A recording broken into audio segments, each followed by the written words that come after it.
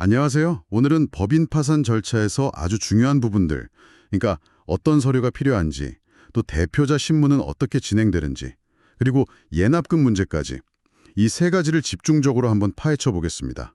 저희가 참고한 자료는 홍현필 변호사님 유튜브 설명이고요. 법인 파산을 생각하시거나 관련 정보를 좀 빨리 알고 싶은 분들께 핵심만 쏙쏙 뽑아서 전달해 드릴게요. 네, 맞습니다. 이게 법인 파산은 개인 파산하고는 서류 준비나 절차 면에서 좀 다른 점들이 있거든요.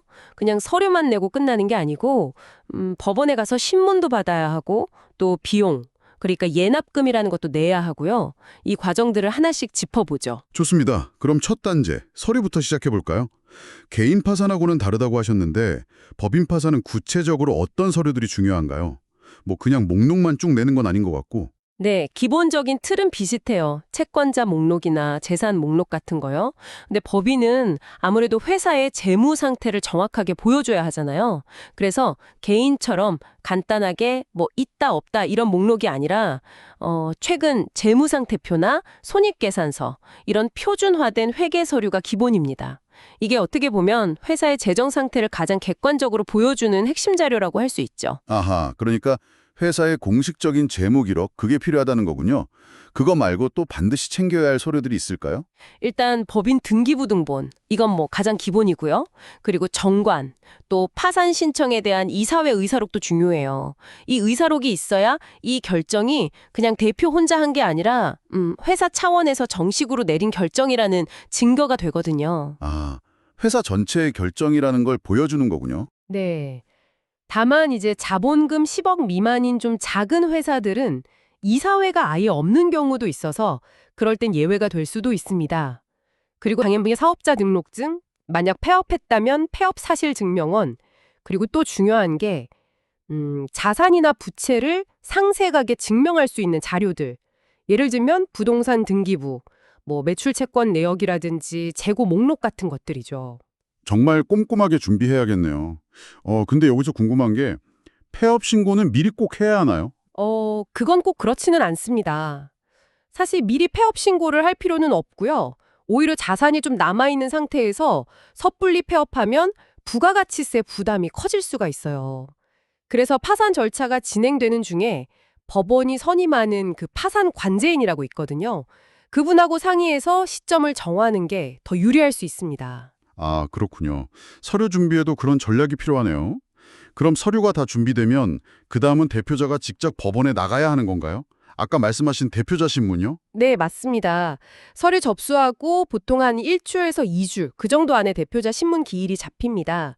법원에서 대표자를 직접 불러서 회사의 뭐 전반적인 상황이라든지 남은 자산 상태는 어떤지, 또 혹시 파산 신청하기 직전에 좀 무리하게 자금을 처리한 건 없는지 이런 것들을 확인하는 절차예요.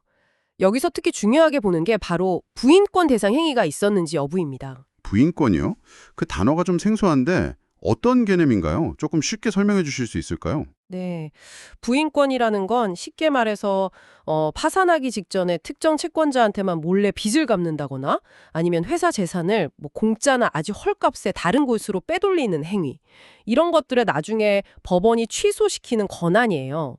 파산 관제행위라고 법원이 선임한 재산 관리인이 있거든요.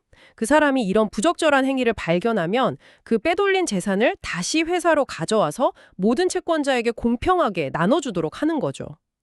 아, 그러니까 뭔가 불공정하게 처리된 재산을 다시 원상복구시키는 거군요. 맞습니다. 그런데 중요한 건 이게 단순히 재산을 돌려주는 것에서 끝나지 않을 수도 있다는 거예요. 만약 고의성이 짙거나 하면 사안에 따라서는 사기파산죄 같은 형사처벌까지 이어질 수 있습니다. 그래서 파산 신청을 앞두고 재산을 처분하거나 특정 채무를 변제하는 건 정말 신중해야 합니다. 와, 그건 생각보다 훨씬 심각한 문제네요. 그냥 재산을 좀 지키려고 한 행동이 오히려 엄청난 결과를 초래할 수도 있겠어요? 그럼 이 모든 절차를 진행하려면 비용도 필요할 텐데요. 네, 그렇죠. 바로 예납금이라는 걸 내야 합니다. 이게 뭐냐면 파산 절차를 진행하는 데 필요한 실비들이 있잖아요.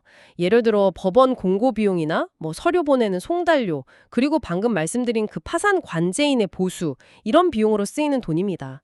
법원에서 회사의 부채 규모 같은 걸 보고 예납금 액수를 정해서 명령을 내리는데 이걸 정해진 기간 안에 내지 않으면 파산 신청 자체가 기각될 수도 있어요. 아, 기각될 수도 있다고요? 그럼 액수는 대략 어느 정도 수준인가요? 이게 부채 총액에 따라 좀 달라지는데요. 통상적인 기준을 보면 부채가 5억 미만이면 한 500만 원 정도, 5억에서 10억 사이다 그러면 700만 원, 10억에서 30억 사이다 그러면 1000만 원, 뭐 이런 식으로 책정되는 게 일반적입니다. 물론 사건이 좀 복잡하거나 하면 금액은 가감될 수 있고요. 이미 재정적으로 어려운 상황에서 추가 비용 부담이 되는 건 맞지만 어쨌든 절차 진행을 위해서는 꼭 필요한 부분입니다. 네. 오늘 법인 파산 절차의 주요 단계들, 특히 서류 중기, 대표자 신문, 그리고 예납금까지 좀 자세히 짚어봤는데요. 들어보니까 준비할 것도 많고 신경 써야 할 부분들도 정말 많다는 걸 다시 한번 느낍니다. 오늘 저희가 나눈 이야기가 여러분의 상황을 이해하시는데 조금이나마 도움이 되었으면 좋겠네요. 네, 맞습니다. 특히 아까 강조했던 그 부인권 문제, 파산 직전에 재산 처리를 잘못하면 단중이 재산을 돌려주는 걸 넘어서 형사 책임까지 질 수 있다는 점은 꼭 기억하셔야 할 것 같습니다. 절차가 분명 복잡하고 까다롭긴 하지만 그래도 법원에서 요구하는 자료들을 성실하게 준비하고 절차에 잘 임하는 게 중요합니다. 그렇죠. 자, 마지막으로 여러분께 한번 생각해 볼 질문을 던져볼까 합니다. 회사가 정말 어려운 상황에 처했을 때 어떻게든 남은 자산을 보호하려는 게 행위와 모든 채권자에게 공평하게 대해야 한다는 원칙, 이 둘 사이의 그 미묘한 경계는 과연 어디일까요? 이 어려운 질문을 한번 곱씹어 보시는 것도 의미가 있지 않을까 싶습니다.